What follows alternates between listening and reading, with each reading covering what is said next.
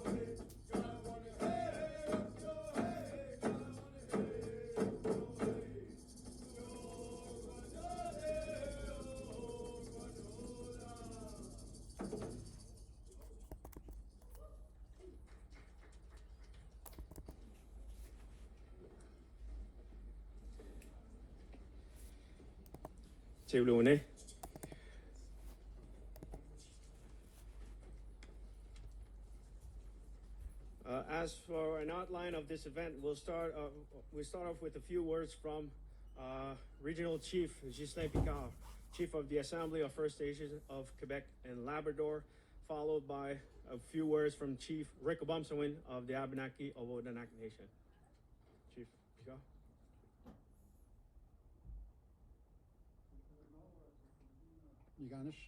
Daniel Nolet. It's Buhugad known to me chip, and the dinner dip shishkin in Margoyanti Bimaji. It's no stayanja, page one is push Kohozwaji Sihano, Mac Chewi Nasatari Yak, Chewanja Fitzmazi knows in Stomagan. Good morning, everyone. Very delighted to be part of this very important side event this week at the UN. Not my first side event, but nevertheless an item of discussion that is very important, and I think it's becoming more and more a concern for many of our nations. I have the privilege and pleasure to be leading a table of chiefs of nations within my own region of Quebec and Labrador, 43 First Nation governments within that table. 10 different nations. And I'm glad to say that I'm first off a member of the Innu Nation, which is one of the 10 nations of Quebec and Labrador, closely affiliated with the Abenaki Nation. We come from the same line of Algonquin families, which strides from east to west, probably all the way to the Rockies, Canadian Rockies. And one of the issues that comes to our table more often than not is the issue of identity and who belongs to which nation. This, amongst many other items of discussion, of concern, pertaining to our relationship with the Canadian state and our nations. I also have the opportunity and privilege to raise concerns with other national organizations, Indigenous organizations within Canada. As a matter of fact, back in March 19th, I was at a press conference in Ottawa, along with the national president of ITK, Inuit Takrimit Kanatami, President Nathan Obed, to challenge the claims of some groups within the area of Labrador, claiming to be of Inuit claiming Inuit identity.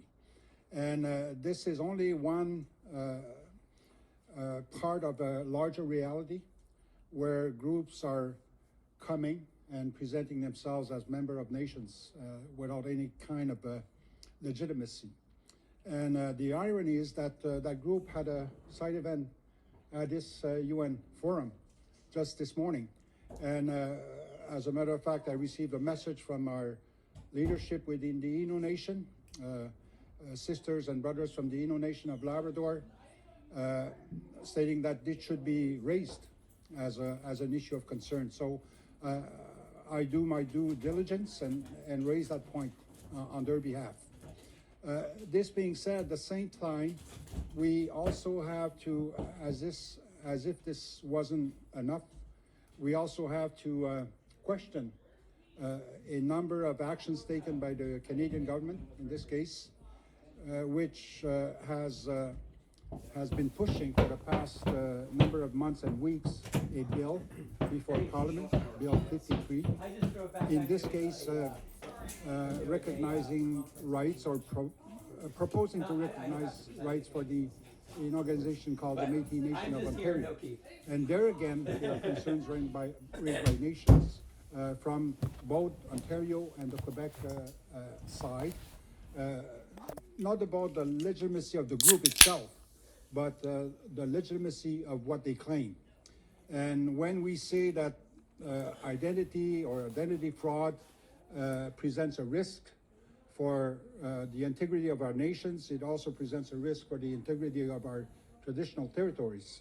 So these are the points being raised at this specific side event. The issue has been raised by the Abenaki Nation and Chief Obamsawin a number of times throughout the years. And this is coming to a situation where not only do we have to state those points to very important points to Canada, but we also have make those lobbying efforts in the U.S. as well, as stated by Chief Obamsawin earlier on. So I think we certainly definitely are in support of the actions taken by the Abenaki Nation or any other nation that might see a danger to their integrity as nations. And ultimately, we say that despite the fact that there's at least one article of the UN Declaration on the Rights of Indigenous Peoples that in a way gives the freedom for anyone to claim an Indigenous identity, I think ultimately it really belongs to our nations to exercise that right and jurisdiction. So I'll leave it to Chief Obamsawin to present their case regarding their own nation. Fly, Olipayo, and Oleoni. Thank you all for coming today. I sit before you here to show you a presentation of what our nation is going through. I hold in my hand 3 strings of wampum. In our tradition, this represents we come to you with the truth. We come to you with clear eyes, open ears, and we'll speak the truth today. This subject that we're going to speak of might look like it affects my nation. This subject is coming for all nations. As Ghislain said, although the UN Declaration states that self-recognition is allowed, does it say that it's allowed for someone to steal our culture, our language, our way of life, and our history? Rewrite the stories. Worse than that, they even come to us to steal our pain. The pain that our ancestors and our parents before us have gone through. They will steal our future generations. This must be stopped. The UN must rewrite what they've said. It is not good enough to say that you have the right to self-recognize and all you have to do is have someone else recognize you. This recognition belongs to our nations and only to our nations. We know who our people are. We know what we've been through. We know how much we've suffered. And we know the future of our families and the future of our people. Only we have the right to recognize our people. Thank you.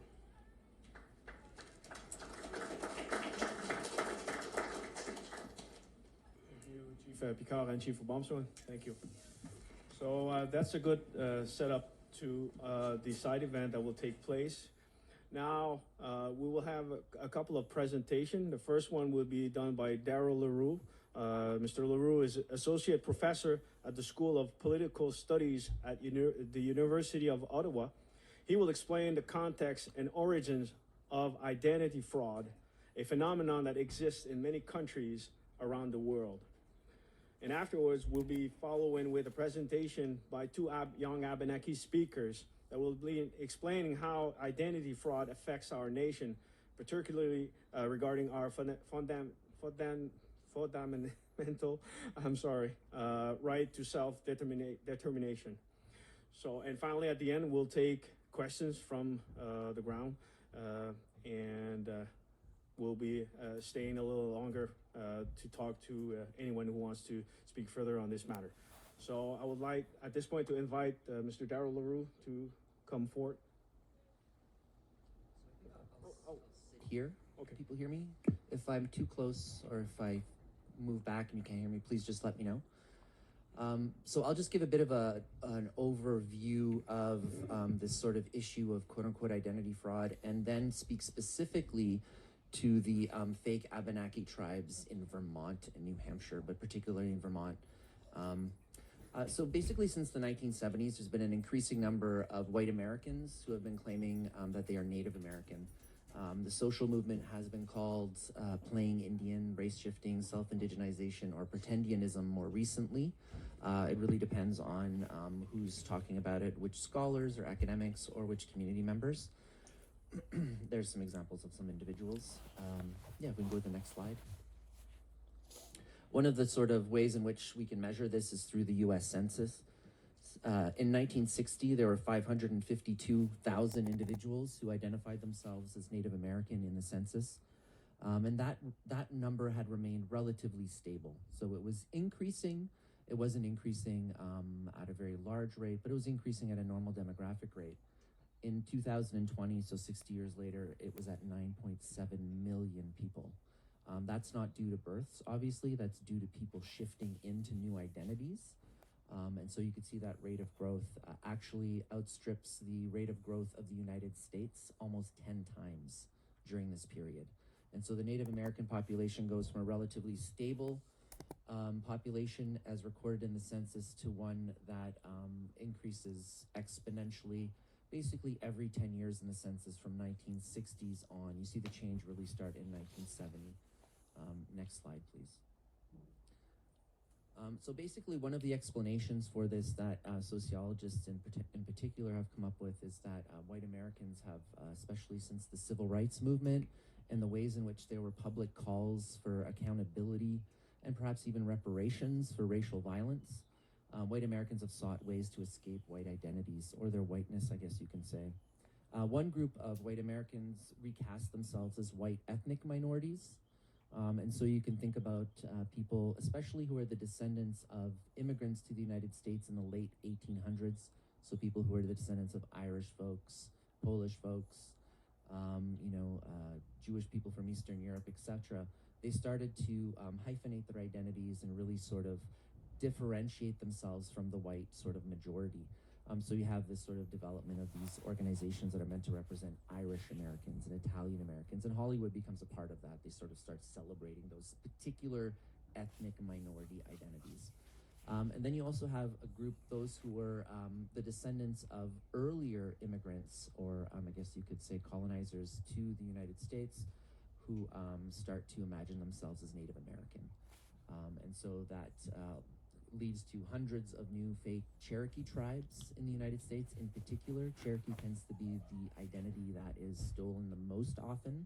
And there are a variety of historical reasons that we can discuss if you'd like for that. But there are also other ways in which people identify themselves. So at this point, there are thousands of these fake Native American organizations in the United States. Sometimes these claims are based on long ago ancestors. You can go back to the early sort of pilgrims, if you will, or even in sort of Virginia, and think about specific ancestors in someone's family tree and using that ancestor to shape one's identity. A lot of the times, though, it's based specifically on family lore. So these stories that circulate in families, particularly white families who no longer want to be white or associated with white sort of power or white supremacy, and they start to imagine themselves as Native American, and their story about their family changes. Native American tribes have been very clear that they oppose this movement in a variety of different public statements and also court cases and other efforts where they've sort of led the charge against these types of claims. And one of the major critiques is that Indigenous identity is not primarily or only about blood, and so finding a long ago ancestor is not what makes one Indigenous today. And so that was a very brief overview of this quite large social movement that has led almost 10 million Americans to identify themselves as Native American, but I'm going to focus here more carefully on Vermont. So there are 4 so-called Abenaki tribes that received state recognition in 2011 and 2012. State recognition is something that really started to take off at the same time as this movement takes off in the 1960s and particularly the 70s and 80s. And so states start to adopt these state recognition processes. And so I did this paper here that I wrote that is available. It's open access online. It's in the American Indian Culture and Research Journal. And so my research showed that the individuals who are members of these so-called tribes are actually descendants of Quebecois or French Canadian immigrants to the state of Vermont, essentially from the 1810s to the 1880s, but the mean year is about 1845. So that's a movement that was quite common. Quebecois people migrated to New England en masse. About 750,000 people from Quebec moved to New England in the 1800s up until about 1910. And this includes the ancestors of these individuals who have remade themselves into the Abenaki. So they're not actually Abenaki people. They don't descend from Abenaki people. They have no kinship ties with the Abenaki people at Odanak or Wolanak, some of whom are here with you today. But they're treated as such in Vermont law, which means that, actually we can go to the next slide. All right, I'll get back to that. But they can basically make arts legally under the law in the United States now. They could do a number of other things that I'll get to in a moment through this legal recognition. And so if you can go to the next slide. They actually failed at getting federal recognition in 2006. And the state of Vermont actually opposed them. But just a few years later, they recognized them through a process that was really problematic. And so I just highlight here some of the problems with that process. They're full of conflicts of interest, and they actually barred the participation of actual Abenaki people. Part of the way they did that is by saying that they're Canadians, and so they shouldn't be allowed in the United States making decisions about who's Indigenous in the United States. So that international border has actually infringed on the Abenaki people's sovereignty in very problematic in harmful ways. And so, one of the reasons that this works out is because for state legislators, whether they're members of the House or the Senate, if they can get a few thousand people in a particular region of Vermont to vote for them by giving them recognition, then that becomes a political calculation that might be useful. One of the things, too, about the process is it never actually verified whether these are the descendants of Abenaki people. It took their word and then never actually followed through on it. So one other thing or a few things that my research demonstrated was that these sort of fake quote-unquote tribes, they generally only receive support in states with no federally recognized Native American tribes. So in the paper that I wrote, of the 8 states that have the largest proportion of Native Americans in the census, but also the largest proportion of federally recognized Native American tribes, none of them have a state recognition process. And that's because those tribes have opposed the state having that sort of power. So I give the example in the paper of a similar effort to these Abenaki tribes in Vermont that occurred in Maine in the 2000s, where this group, who were the descendants of Acadians or French Canadians from the East Coast, they sort of actually managed to convince the Maine legislature that they were Native Americans. They got sort of free hunting and fishing licenses. But once there was a bill to sort of, they could access free state tuition and stuff like that, the 4 federally recognized tribes in Maine mobilized and opposed the legislation, and they actually won. And so this tribe this group still calls themselves a tribe, but they have no recognition by the state of Maine. All right, next slide. So these are some of the things that these fake sort of tribes can now do. They're entrusted with human remains for reburial. So at construction sites and other sites in Vermont, if there are human remains that are discovered, they are not returned to the Abenaki people, but they're returned to these fake tribes, and they get to rebury them, conduct ceremonies, etc., etc. They receive funding for social programs. They receive some federal funding because they're state recognized. They rewrite education curriculum. They're quite involved with the state sort of education system and with teachers. They also run the state's Commission on Native American Affairs, which ensures that their members and their recognition is never put into question. They have access to free hunting and fishing licenses, and they also have property tax exemptions for their buildings. Their members can also legally produce and market Native American art under the federal legislation, because that federal legislation that was passed in 1995, the Native American Arts and Crafts Law? Act, thank you, Jaco. It actually makes an exception for state recognized tribes. So in this case, they have, I think it's between 50 and 100 people who are part of their Abenaki Alliance of Artist Alliance, and they make art for the entire sort of New England market and are legally able to sell it. And so despite marked opposition by the Abenaki, who are here with us today, they continue to benefit from state recognition. Next week, a number of us are going to Vermont and we're doing a presentation at the University of Vermont, and it's the third in a series of 3, if I'm not mistaken, that has taken place. So there has been some education that's been done in Vermont about these groups, and there has been some support, but in terms of undoing the state recognition, I think we're still a long way away. Thank you. Professor LaRue. Yeah, I forgot to mention that he, for the past decade, he has been studying the social, political, and legal dynamics that have led to people in the U.S. and Canada to claim indigenous identity. He also wrote a book, Distorted Descent, White Claims to Indigenous Identity, that was published in 2019 and translated into French in 2022. Thank you. So now I'd like to invite speakers, Sigouanis Lachapelle and Isaac Lachapelle-Gil, to make their presentation.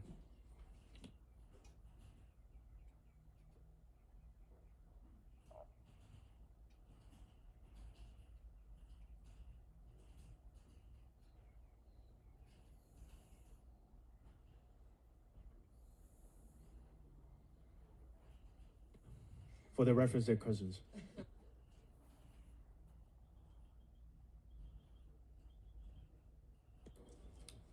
We are cousins, yes. For the record. Kwai, and Dalaweze, Isaac LaChapelle Gil, Anomba Nea, and Wege Odanak, Nesinska, Taba Yao, and Kasgadma. Negawes, Alezwezeo, Patricia LaChapelle, Wegawesa, Dolores Wanolet, Ta, Ometongwesa, Ernest LaChapelle. Numetongwes, Martin Gil, Wegawesa, Hélène Gil, Ta, Owet, Ometamagwesa, Michel Gil. Kwai, hello everyone.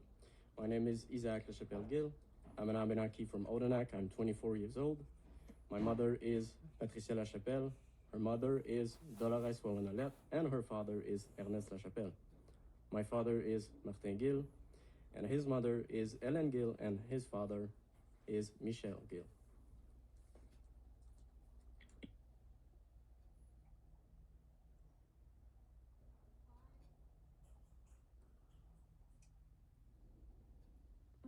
Okay. Kwai, and Dalewezi Siguanis La Chapelle, and Dal Nomba Esqua, Ta Polebe, Inwege Odanak, Nisinska Taba, and Guadons and Casaganma, Negawes Alewezo Joanne La Chapelle, Wegawesa Dolores Wawanolet, Ta Ometongwesa Ernest La Chapelle, and Mitongwes Rodrigo Brinkhouse, Wegawesa Norma Brinkhouse, Ta Ometongwesa Eduardo Brinkhouse. Oh, Eduardo? So, hello, hi, my name is Siguanis LaChapelle and means little spring in the Abenaki language. I'm Abenaki, and I'm also Bolivian. I live in Odanak. I'm 26 years old. My mother's name is Joanne LaChapelle. Her mother's name is Dolores Wawanolet, and her father is Ernest LaChapelle. My father is Rodrigo Brinkhouse.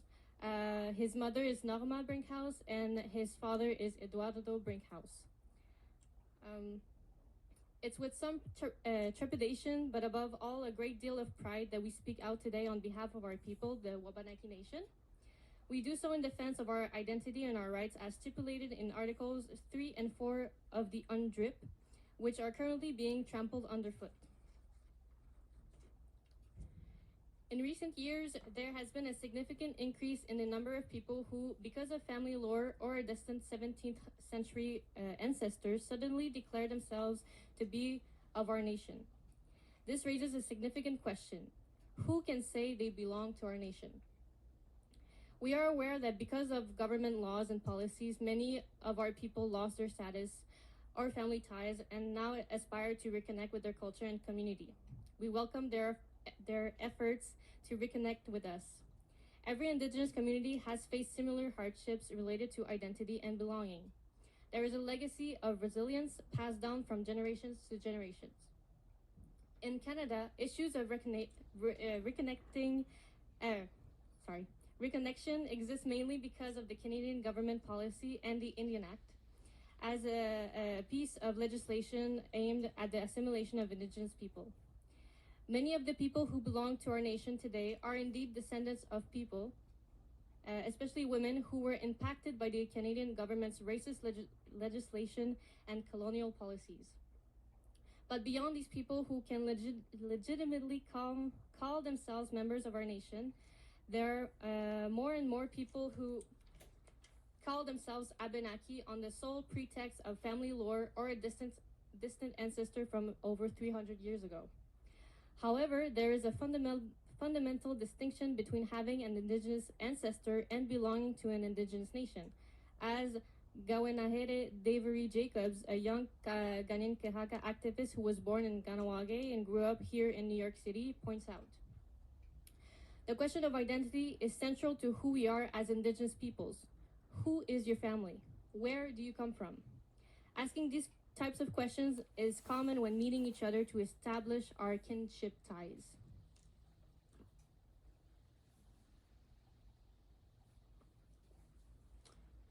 Thank you, Siguanis.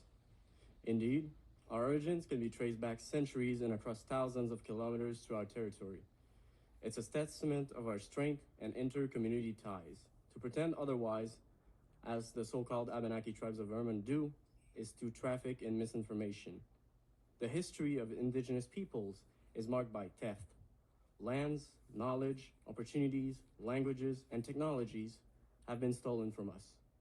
The type of identity theft we are discussing here is part of a global context of persecution of indigenous peoples that includes sterilization and even murder, often to access our lands. The phenomenon of stealing our identity sometimes seems to be a cynical ploy towards some kind of pro-indigenous political agenda, as Professor Daryl LaRue demonstrates quite convincingly in his research into the explosions of groups claiming to be indigenous in Eastern Ontario, Quebec, the Maritimes, and parts of New England. However, very often, the astronomical growth of new claims to indigeneity can be clearly attributed to white supremacy in opposition to our Indigenous treaty and treaty rights. The dissonance is strong in the face of pretendians who, in an absurd reveal, present themselves as more authentically indigenous than us, denying our lived experience. Today, we have presented the case of several thousands Americans in Vermont who are stealing our identity by inventing traditions, accessing funds reserved for indigenous peoples, defiling our graves, giving themselves the right to speak as experts about our history, violating our sovereignty, and perpetrating the colonization of our people and our lands. We welcome these peoples into our homes, sharing with them certain ancestral knowledge and our language out of our own generosity and openness. Yet, they have appropriated these teachings, commercialized them, and are now rewriting our history, claiming to carry the truth, even though they're not indigenous. But our presentation is also a warning to all indigenous peoples. The infringements of rights we suffer today could become reality tomorrow if we don't join forces. Identity fraud threatens the integrity of our cultures and traditions, distorting our age-old heritage. While culture is naturally dynamic, the theft of our identity is not cultural. It is the result of a settler culture intent on destroying indigenous peoples. Our recognitions of identity and culture, inspired by exchanges with other indigenous peoples, is legitimate and necessary, unlike theft and or appropriation by outside groups. Our nation's capacity for self-determination is being eroded by this theft of identity and invention of culture, violating the principles set in our Articles 3 and 4 of the United Nations Declarations on the Rights of Indigenous Peoples. How can the Wabanaki Nation claim self-determination, autonomy, and self-governments when our fundamental rights are constantly being trampled underfoot by individuals and groups pretending to be us? The answer is clear. We must anticipate and counter this trend to preserve the essence of our identity and sovereignty. Thank you. Oleone.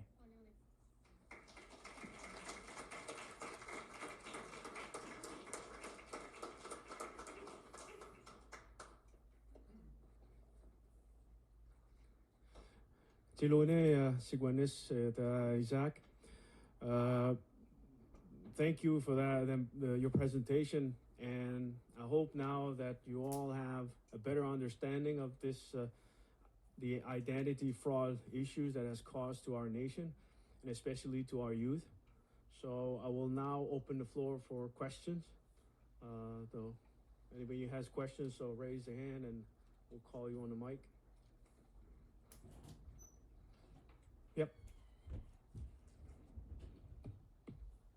Bonjour, Annie. Bonjour, Mashkode Bejike and Dejnekazna Medodem Baskanta Boys Binganishnabeaki and Dinji. My name is Taylor. I'm from Manitoba, Broken Head Ojibwe Nation specifically. And I would like to address what you had shared at the very beginning, being someone who attended that early morning presentation, and how violated I feel for being a part of that now and posting photos, and I'm gonna get emotional. Because this isn't something to take lightly. It's something that we all experience from coast to coast to coast in all 4 directions across Turtle Island especially. And and coming from a family of day schoolers and residential school survivors, and having lost and having to reclaim and restore my connection to culture, and seeing how easy these pretendians get it as opposed to how hard I have to work to get it, is just something that's just completely just disheartening to have to see that. And so I sit here with a youth from Broken Head as well, who I asked to join me here on this trip to experience something that, you know, we don't always have the opportunity to do. And bringing her to that session that we just came from, and how terrible I feel to have put her through that, is just awful. And so I just want to say thank you, and especially to the youth who presented, on your courage and your bravery and your resilience to share this type of knowledge with everybody. And so, though it's not so much a question, rather a comment, but I would like to maybe ask, like, what are other ways that you are addressing this as Abenaki people? Do you support self-declaration? Do you support proof of identity and things like that too? Because this is something that we're seeing more and more often with other groups of people from, I don't want to cause too much controversy and kind of call out a group of people that we see a lot of happening in Manitoba now. But maybe some of you know who are from Canada, huh? So I just wanted to just say, Chinigwech, and thank you for sharing this, because it's ignited a fire inside of me of what I just came from and where I'm sitting right now. And so I just wanted to say that. Thanks. Thank you, Renee, for that comment. Yeah, I open the floor for questions, but any comments are welcome. So thank you for sharing it. I'll let Chief Rick Obamson answer your question.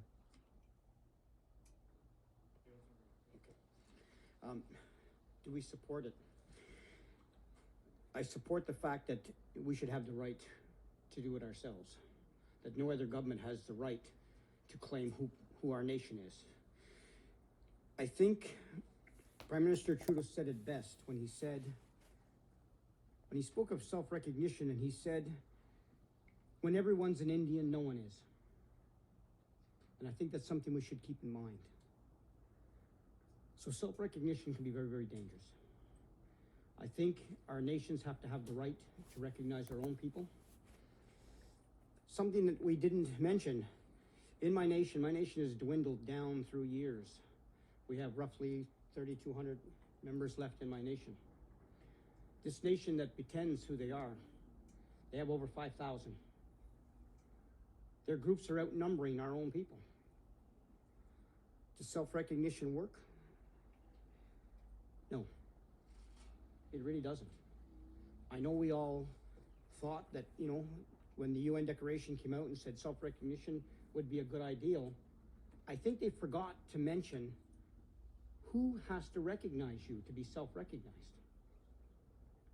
I'm fine with someone saying, you know, that they are who they are. I don't have the right to say they're not. But I really have the right to say something when you've stolen my language, and you stole my culture, and you stole my way of life, and you say it's yours. As First Nations people, we were always sharing people, no doubt about it.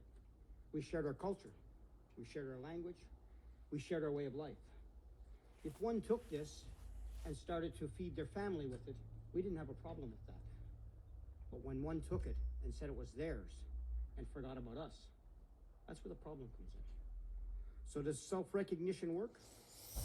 Not in the fullest. It only works if the people themselves recognize you and make it very clear. It has to be the people of the nation that they speak of. Not just, in the United States, what happened was they took literally what the Declaration said. You must be recognized. Self-recognition can be recognized by the people. So 5 people stood up and said, I self-recognize myself as an Abenaki, and these 4 people recognized me. The next one stood up and said, I recognize myself as an Abenaki, and these 4 people recognized me.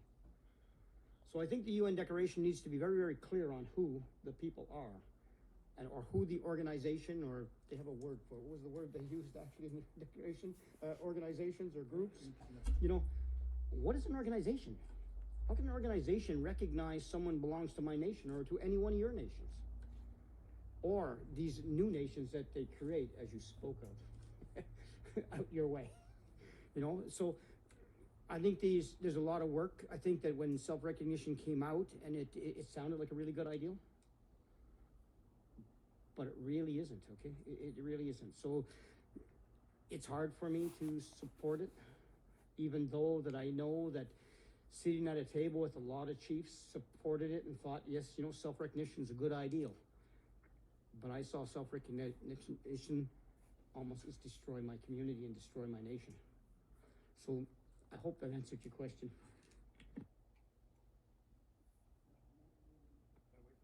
Okay, if I could add, first of all, I want to thank you for your comment and especially acknowledging our youth. And I think back 20 years ago, I've heard a comment that was common to many people, that the Wabanaki language is going to be extinct in a matter of a few years. So I think our youth here are proving those people wrong, and that's the beauty of their presence here. I represent a regional organization, never claiming to be a government, because we're not, and we will not ever be a government. That status really belongs to Chief Obamsawin and his colleagues from our table. But nevertheless, we're a forum where these type of issues come, and we have to deal with them. And to me, I know the UN doesn't really have a clear definition as to who is indigenous and who is not. And we have in the room, I see Clem and Armand, we have drafters of the UN Declaration, and Article 33 speaks to that issue. I think that's the only article within the Declaration. But even there, and as referred to by Chief Obamsawin, there's, you know, the privilege of self-identifying as an indigenous person. Ultimately, it says also that we should have our own institutions confirm identity of any individual. So, you know, it's maybe there needs to be a clear definition as to who is and who is not. But for the time being, and I've heard this from Chief Obamsawin and others at our table, is, you know, and I get messages every so often, people saying, well, you know, my great-grandfather or great-grandmother was from this nation. What do I do to, you know, gain my status or gain that recognition? I say, well, it doesn't belong to me. You claim to be a member of that nation or any particular nation.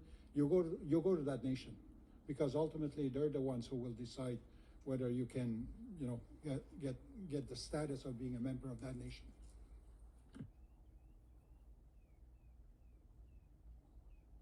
Thank you. I have 6 people requesting. First, I'll let the gentleman speak, and then after Chief Mackenzie. My name is Ande Zombie, and I'm the chair of the Sami and Indigenous Law Research Group at the Faculty of Law at Norwegian Arctic University in Tromsø. And we have some parallel issues. For example, now a burning issue with Finland, and Finland has been found to be in violation with Article 25 in the Convention on Civil and Political Rights. And the reason why they were found in violation was that they accepted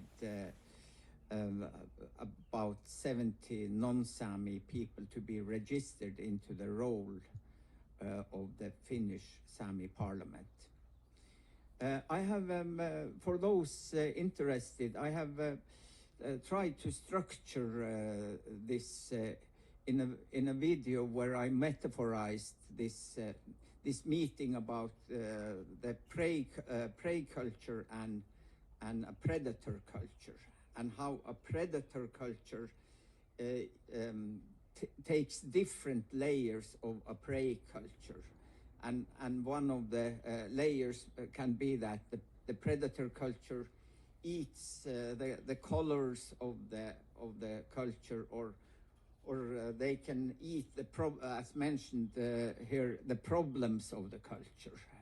So that, for example, as we see it in the Sami context, that there are Norwegian researchers who are analyzing the problems that the Sami community have had during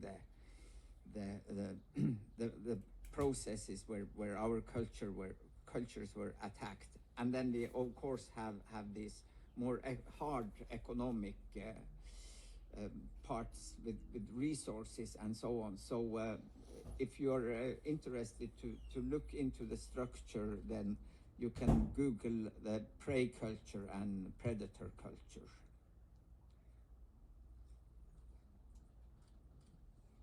Thank you for that comment, sir. Thank you. Chief Mackenzie?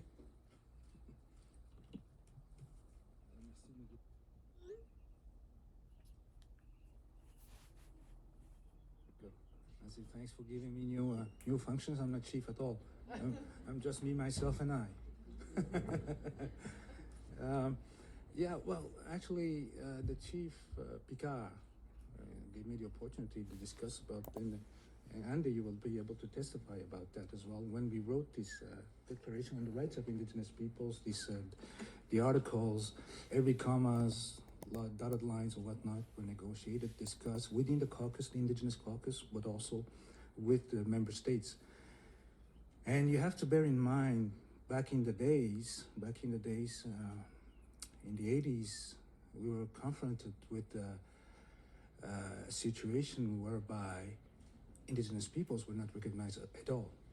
There were indigenous populations or minorities, or there were no indigenous tribes in member states, in many member states. I think about Russia, for instance. I think about India. I think about places elsewhere in Ukraine, like Crimea, Tatar. They were not recognized at all. And especially, we were in the 80s. The context of the geopolitical context in Latin America was very difficult for indigenous groups and peoples.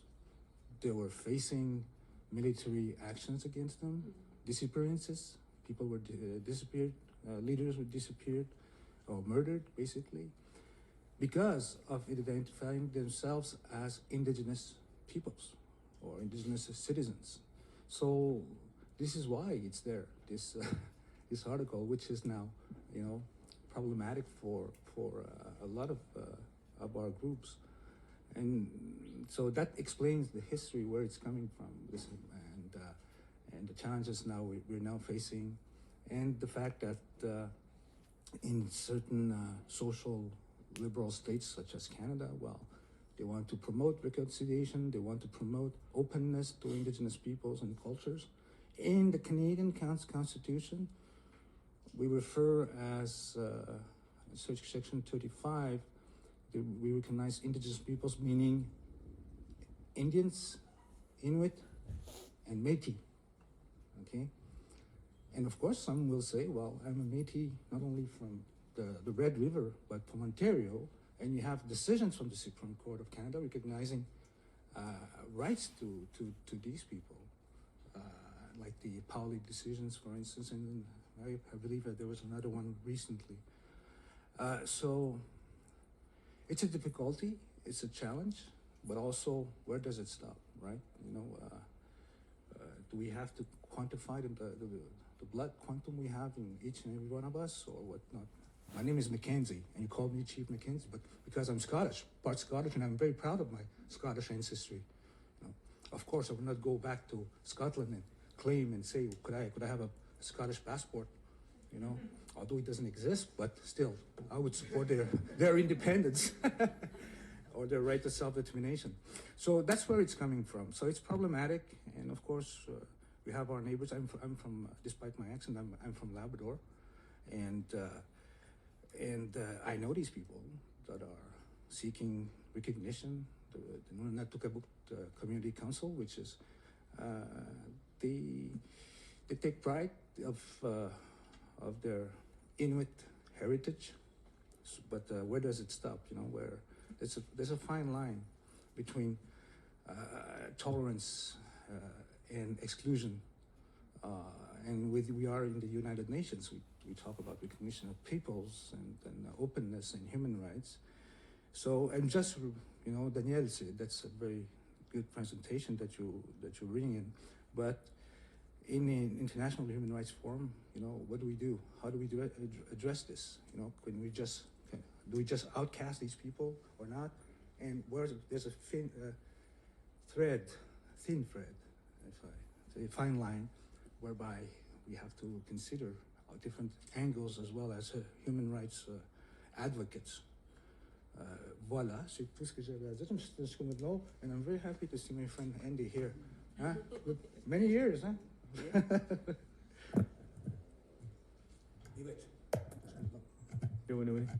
Chief?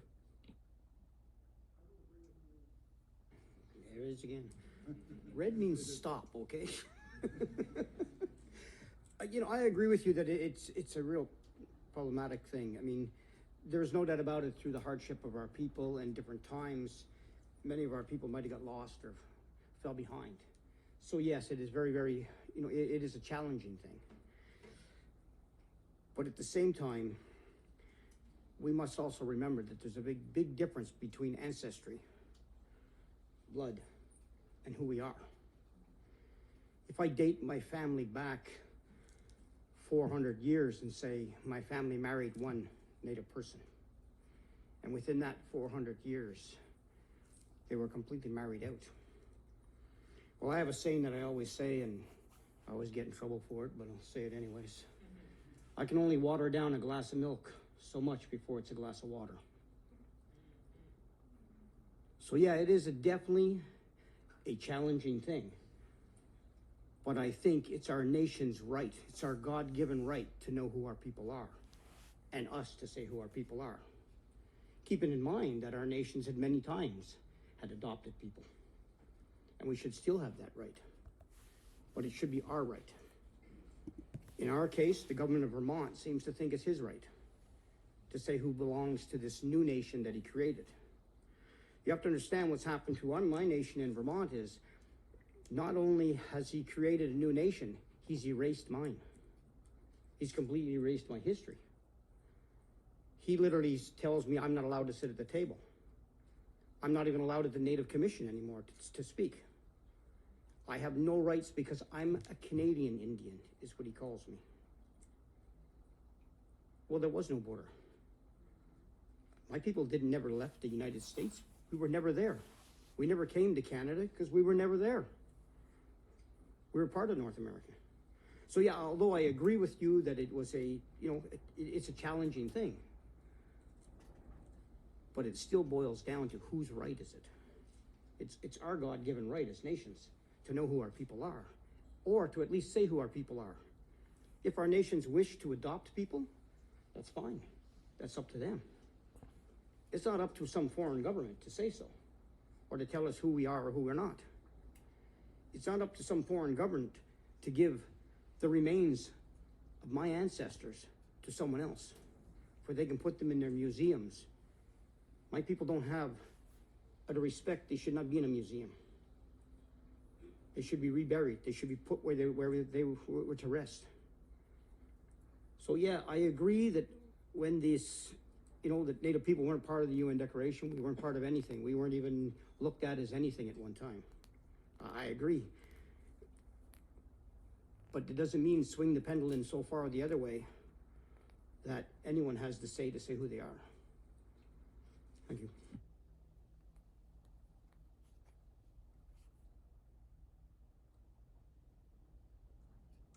Waliwan, no daliwa is Leah Nicholas. Willis the Gway when Ognila Naganuji Nil Nagud Cook. My name is Leah Nicholas McKenzie. I'm Willis the Gway. We're members of the Wabanaki Confederacy, so we're cousins. I'm a member of the Nicholas family on my father's side and the Bear family on my mother's side from Tobic, or Nagudcook. And I am really happy that you're having this side event. I think it's incredibly important. This topic is very, very top of mind. in Canada, but obviously in the United States as well. And when I sit in that other room, in conference room 4, I'm hearing some things that trouble me very greatly. And what I'm feeling is that there's a fundamental misunderstanding of who the peoples are to whom this declaration refers. This declaration focuses on both individual and collective rights, yet it only mentions individuals in very rare cases. It talks about the elders, it talks about women. So you know that any other time they're talking about the collective rights of our peoples. But I'm hearing this fundamental misunderstanding of collective rights. I'm hearing a fundamental misunderstanding of self-determination. And what I think is that we need more human rights education. And when it comes to the issue of whether or not we need a definition, of course, Indigenous peoples globally have fought against a definition for a very long time. But there are accepted characteristics, globally accepted characteristics of who Indigenous peoples are. And so if I hear a non-governmental organization in there say, I have the right to self-determination, then show me how you match up against those characteristics. And don't quote to me Articles 18 and 19 of this declaration. Those apply to peoples, not to individuals, not to organizations. I think we do need to have this education because we're going into another round of enhanced participation discussions, which need to be and should be solely focused on the voices of nations. And so I really do thank you and appreciate this day today. It's no question, just a comment.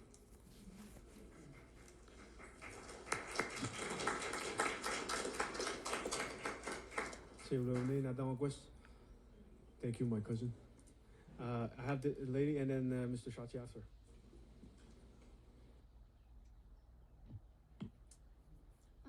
Hi.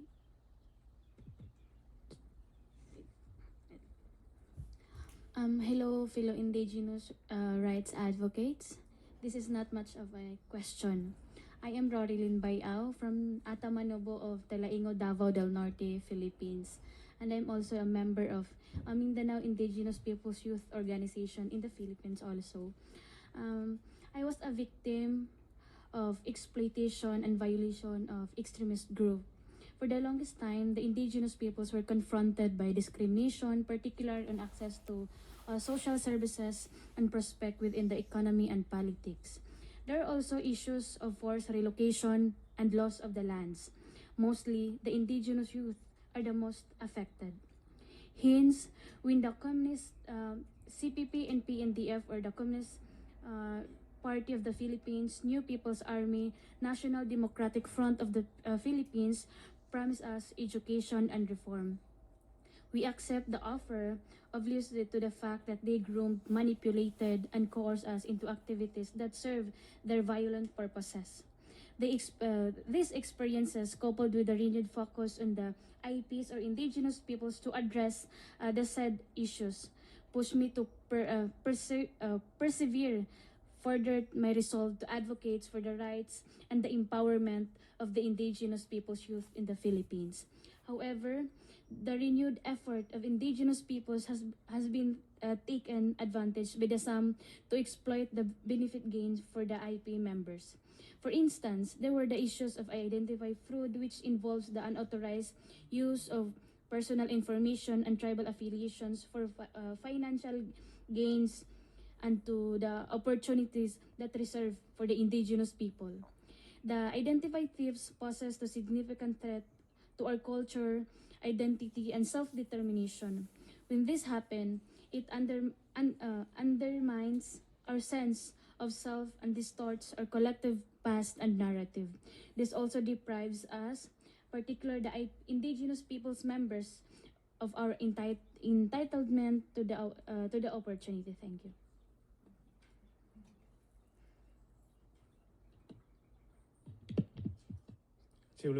I apologize, Mr. Shatia. I had Grand Chief of the National Army of Quebec.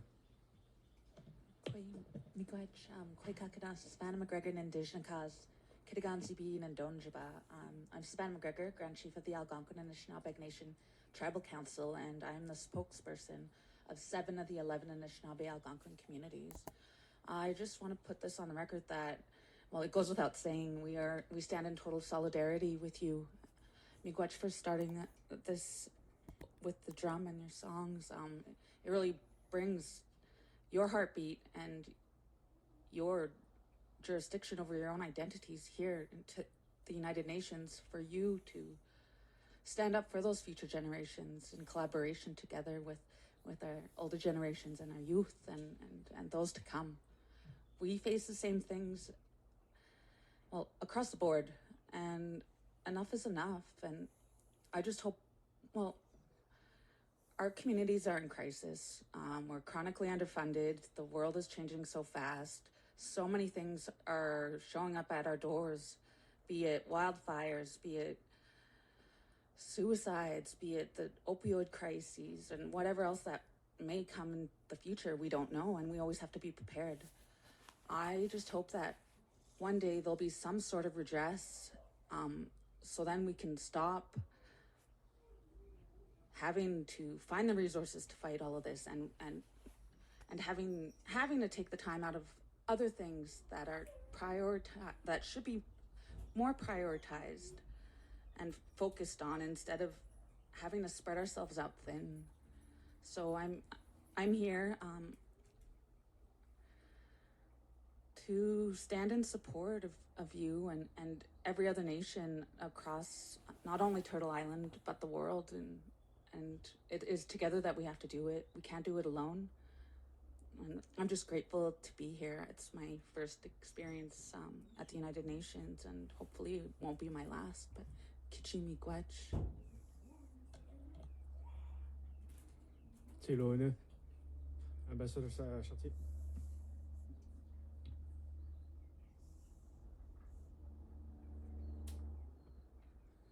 Yeah, thank you.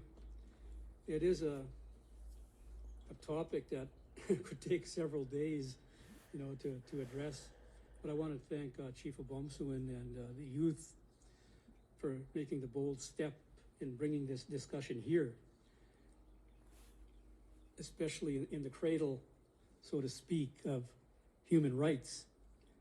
And Armand has reminded us that people, individuals, and maybe collectives of individuals, also have, I guess, the right to express themselves.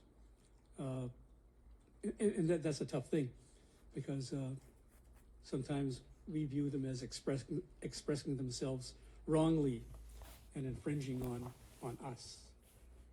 So it is a tough road to walk. So I want to say I'm Clem Chartier.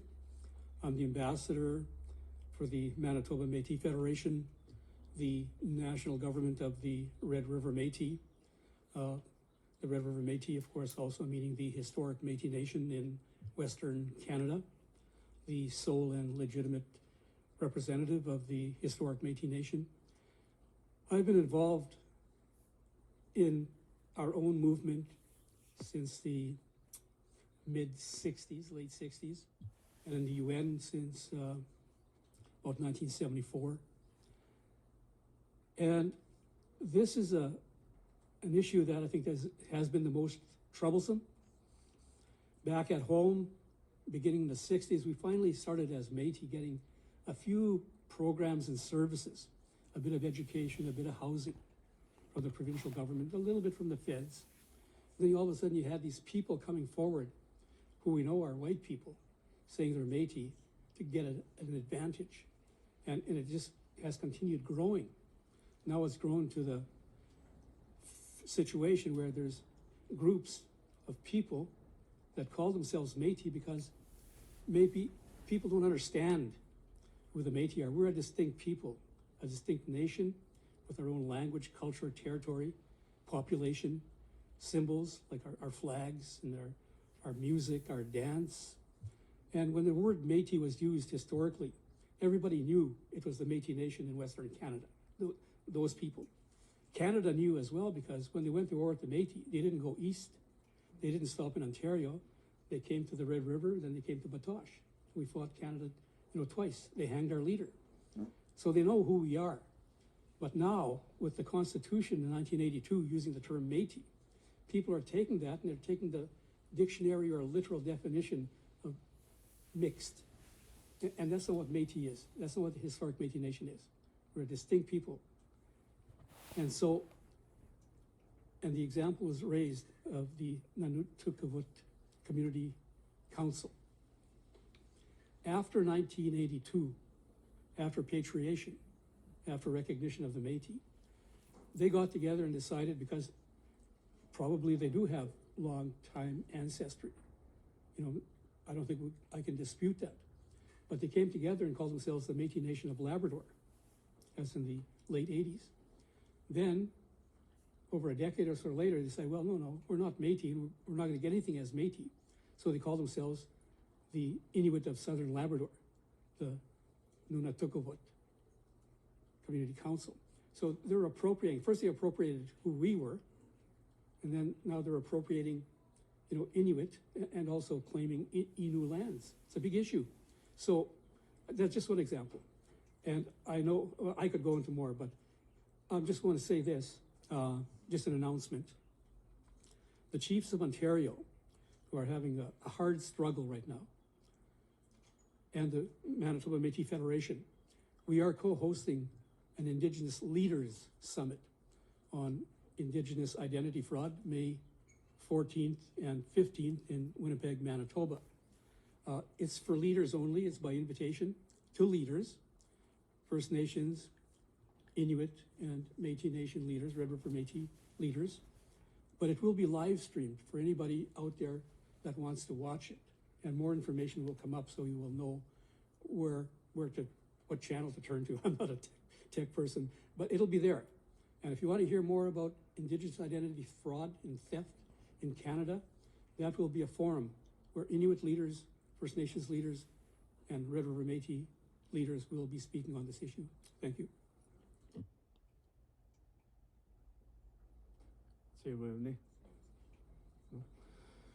Any more comments or questions?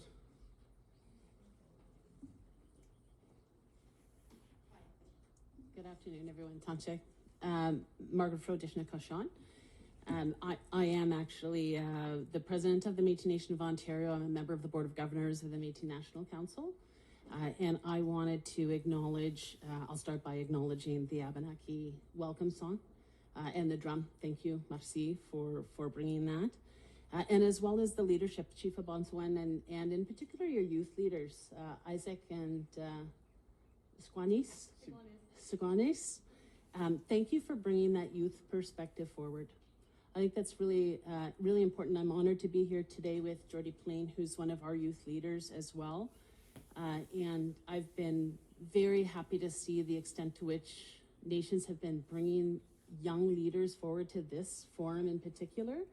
And in particular, I wanted to say to all those youth that are standing with each other on the floor of the forum, that's an incredibly strong show of strength and determination. And I'm happy to see the youth working so well together.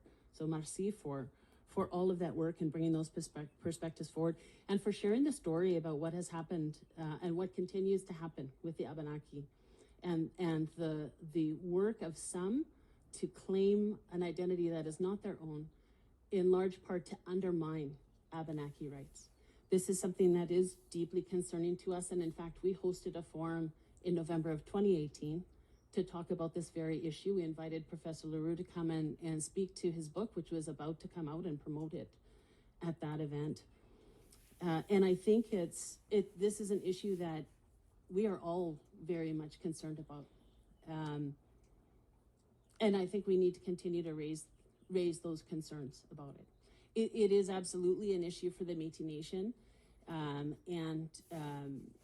You know, we've seen those in Quebec, those in the Maritimes, claiming Métis identity, often as a means to undermine Abenaki rights, undermine Cree rights. And that is something that I think we need to continue to do that work. Ultimately, it is up to the nation to decide. That's a very important principle. That is part of our inherent rights of self-determination, of self-government. And I did want to just reference, I know, Mr. McKenzie, thank you for bringing some of that history forward and why the language that we have is there. And there was a reference there to the Powley case as well. And I wanted to just, we've historically been known in Canada as the forgotten people. There's many who still don't know our stories. I wanted to acknowledge Clem actually for him and all of our leaders that have done the work to be present here, part of that Indigenous Peoples Caucus, part of the work that's brought us the UN Declaration and the tools that we have in our toolboxes now in order to address this work. But for those that are from different parts of the world that may not know, the Métis were never recognized in Canada until 1982, when we were included as one of the 3 Aboriginal peoples of Canada, Métis, First Nations, and Inuit. And our people pushed long and hard to have that, an articulation of that, what that meant, our right to self-determination recognized through the constitutional conferences that followed the creation of the repatriation of the Constitution.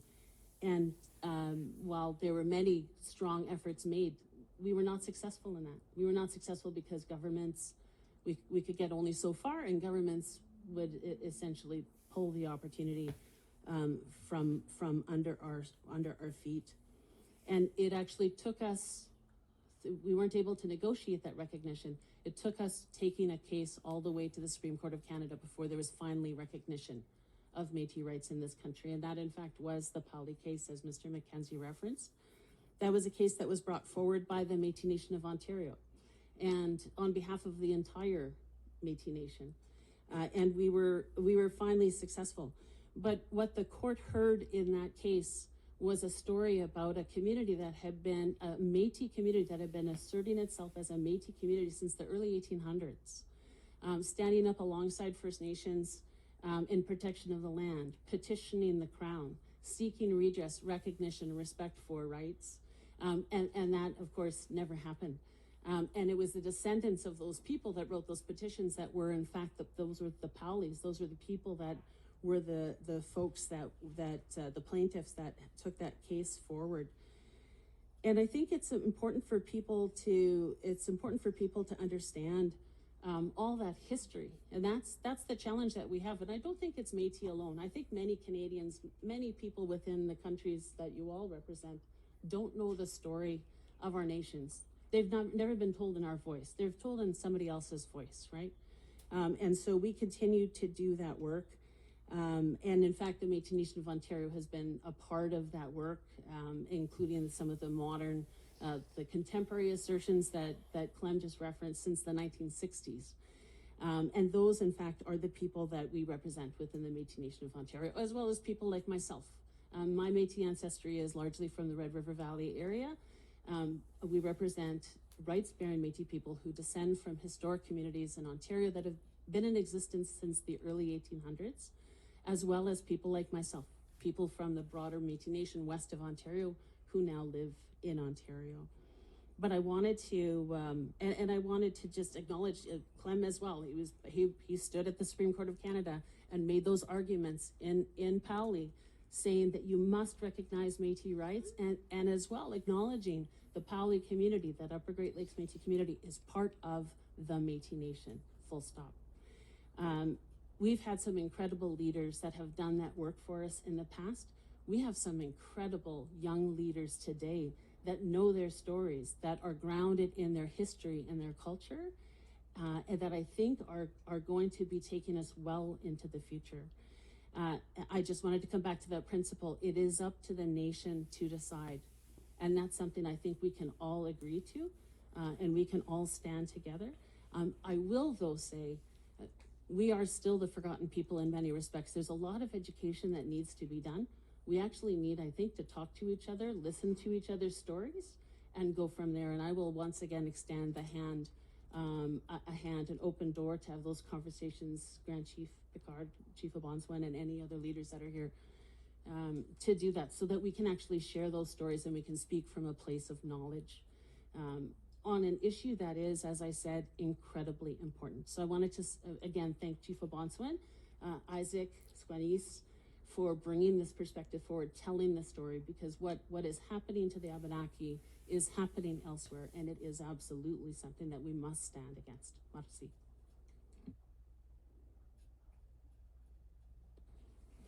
Chilone, I have the lady over there. Kwe kakana, salut tout le monde. Hello everyone. My name is Danny Lanowet. I'm a member of the Chippewas of Newash Unceded First Nation through my mother, and my father is from Rapid Lake in Quebec. We also have ties to Kitagan-Zibi. My parents are Jerry Lanowet and Wendy Lanowet.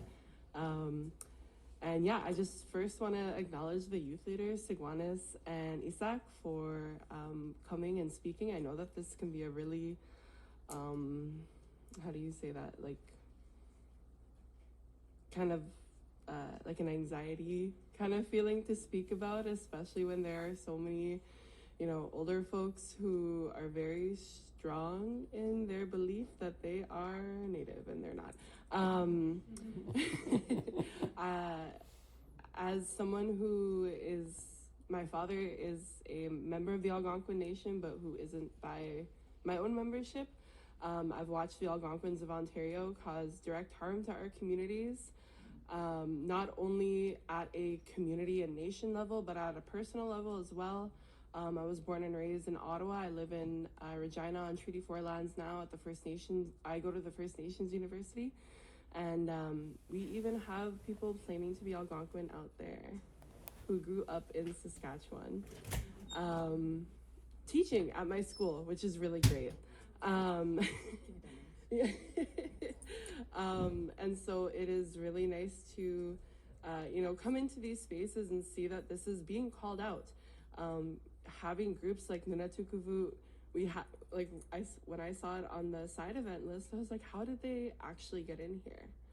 And so I think something that really needs to be addressed, and I don't know who in here has the power to do this, or how this can be talked about, but you know, when we talk about self-determination, I think the thing that comes up first for me is the right to determine our own membership and our own kinship ties. And so when I see names like that one on the list, I really just wonder how we can actually keep our communities safe, because it's not only exploitation, it's direct violence and harm. And so, yeah, I want to thank everyone who spoke today and the folks who offered the song. Yeah, it felt like a bit of home. So, miigwech for your words and your bravery today.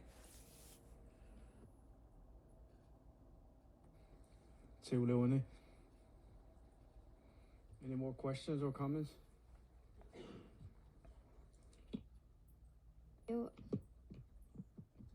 Wati, askenonia yes, when that endi yanariskwa iwaisukuta yokwasianendaye yati.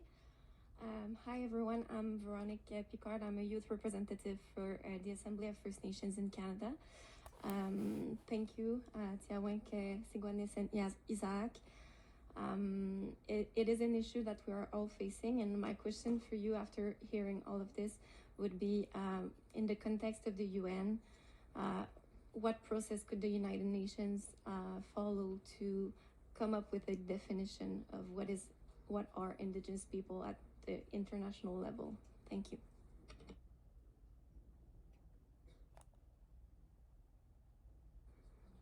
I think the first process they could do is listen to First Nations people.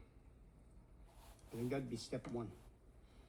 And to listen to us on saying who we want to be our people, not to just what an organization says it is. So I think the first step is to listen to us. Although the UN Declaration has opened the door to First Nations people, and we hear many, many promises, and we hear many things of self-determination, self-government, self-recognition, self-everything. I think they really got to put it a lot more into practice. The words have been nice, but now we need to see the action behind it.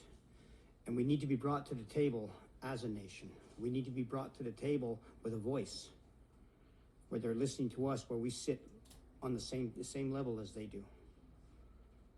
Because whether they like it or not, to each individual nation, we are a country within ourselves. And they need to view us that way, and they need to look at us that way. And until then, it's all words.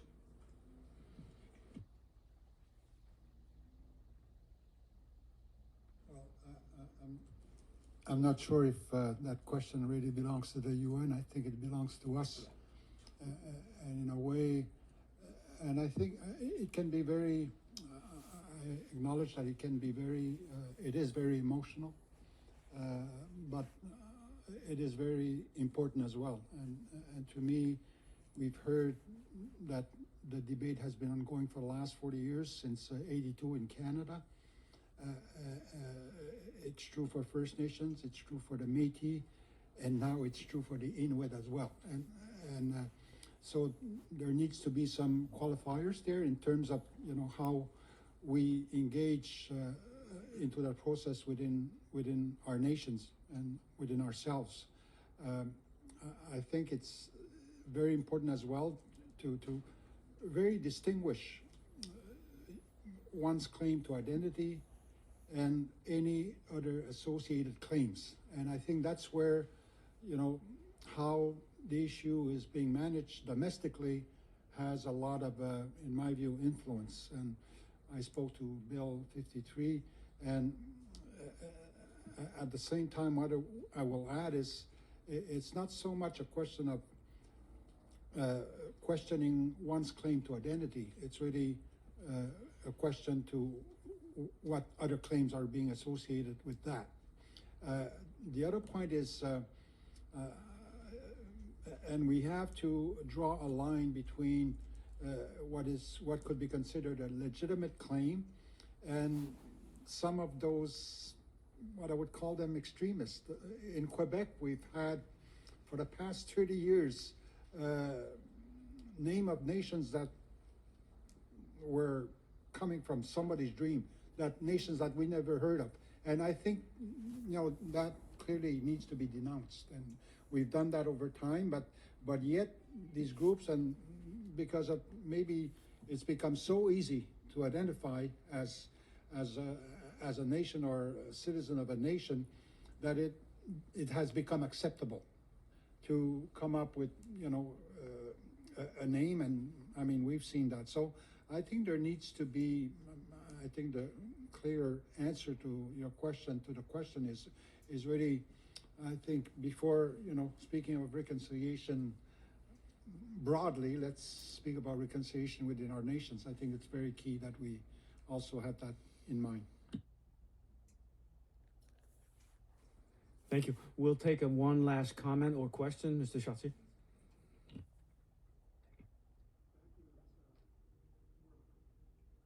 More of a comment.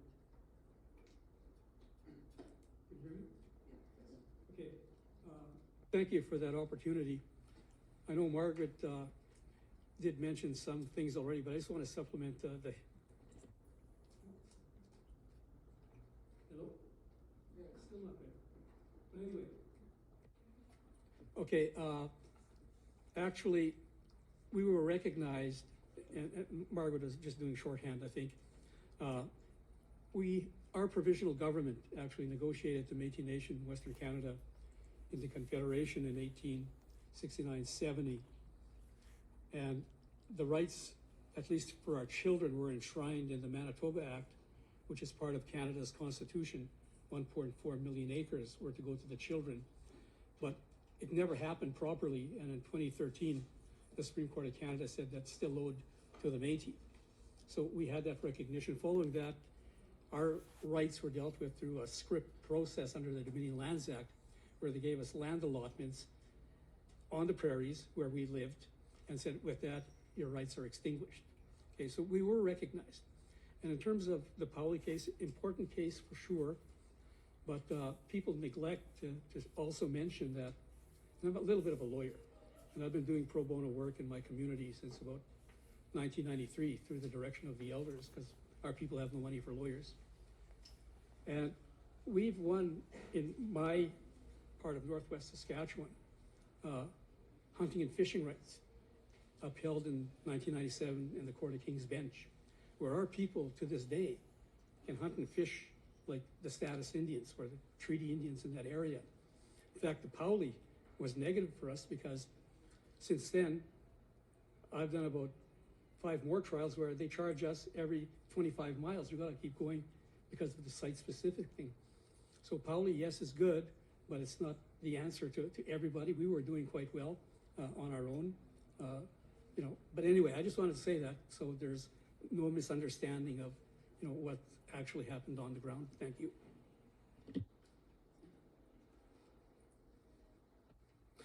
Thank you. Professor LaRue wanted to add another comment. For those who are interested in next week's event in Vermont, you can come and chat with us. You can also look on social media. It will be live streamed. So if you want to know more details about the sort of movement in Vermont around this sort of fake Abenaki tribes, that's happening next Thursday at 5:30 p.m. Also, just want to mention that I sort of take issue with the use of me at an event that the MNO organized. The Professor Fro said at that event, I was very clear that I oppose the Métis Nation of Ontario's new communities since 2017, which is the position that the Anishinaabe people have taken in Ontario. If you're interested in seeing research that demonstrates that, then just come and talk to me and I'll send you some links. Thank you.